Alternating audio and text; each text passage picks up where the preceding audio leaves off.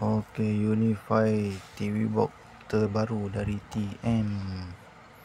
Oke, kalau tengok kat sini, dua features dia: 4K Ultra HD, HDR, HDMI, Android TV. Oke, apa yang ada dalam kotak ni? Remote control, dia bagi sekali power adapter dengan Unify TV box lah. TV box ini.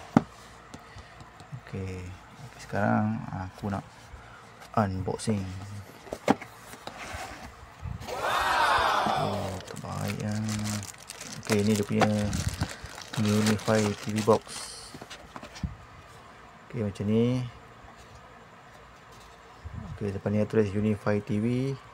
Yang ini garisan lain ni aku rasa lampu lah, LED.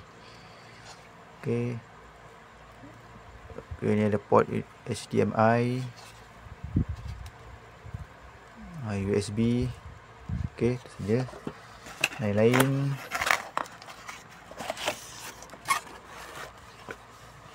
Oke, ni dia punya manual. Manual macam tu lah. Oke, sekali bateri remote, power adapter.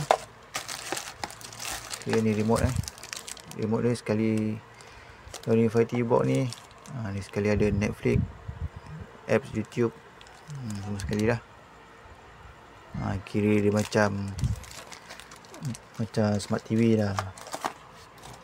Oke, ni power kabel HDMI. Oke, lagi apa ada di sini?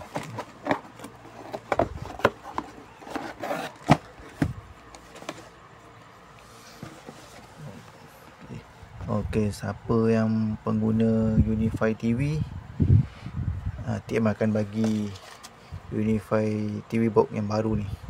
Oke, sebelum tu korang kena download Unify TV 2.0 apps.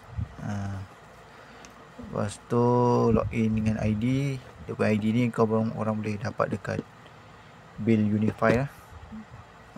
Lepas tu korang login, sign up semua. So boleh tengok lah macam ni.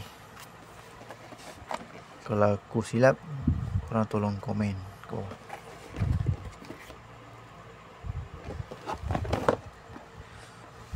Oke, jangan lupa like, komen, share, subscribe sekali. Oke, thank you.